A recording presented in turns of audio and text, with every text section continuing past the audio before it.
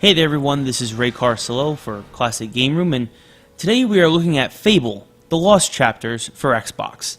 Basically, a bulked up version of the original FABLE game, FABLE The Lost Chapters still follows the main story, but helps flesh out certain characters like Briar Rose and adds a slew of new quests and side missions to help extend the game into a more respectable RPG experience of 20 to 25 hours.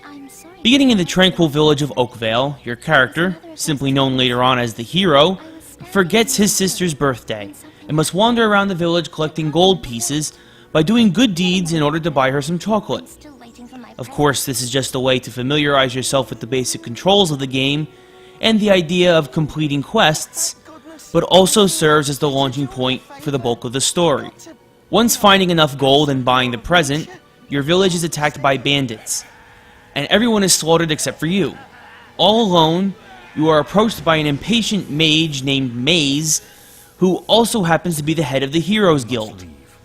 With nothing left for you in Oakvale, you go with Maze to the Heroes Guild, since he sees such great potential in you. There you will learn about Fable's combat system, and the items and powers you can use that fall into the categories of strength, skill, or will. Strength has to deal with your melee weapons, like swords, axes, and maces, and how effectively you wield them. Skill has to deal with bow and arrows, or crossbows, and your accuracy with them. And finally, will has to deal with magic, including what spells you can cast and how powerful they are. Once familiarizing yourself with these basic concepts, and meeting your roommate and playful rival Whisper, you can finally seek the vengeance you have sought since that fateful day when your life was destroyed back in Oakvale, and maybe help out a few poor saps along the way. FABLE is probably one of the most compelling and influential RPGs to come out in the last decade, as its story is akin to a classic fairy tale with fantastic creatures and people to meet and heroic deeds to accomplish, all on the way to enacting vengeance on those who wronged you.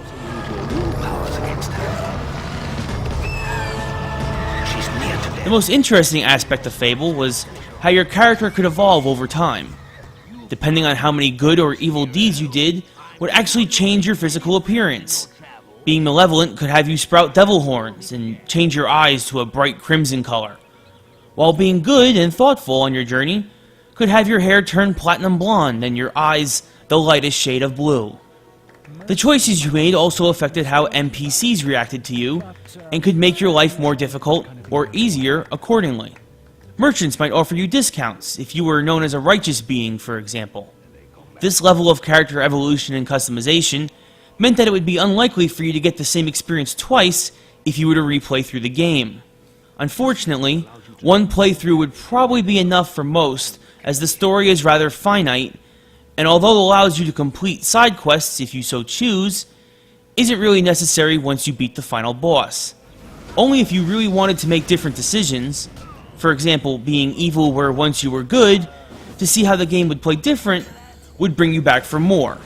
Still though, FABLE was a beautiful looking game for the time, with solid but not spectacular voice acting.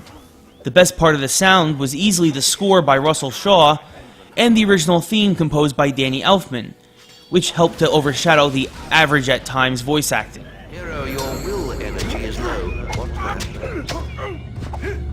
If you're a fan of RPGs and fantasy worlds, then you're already probably very familiar with FABLE The Lost Chapters. But if not, the Xbox 360 is backwards compatible if you can find it, and it would definitely be worth a purchase.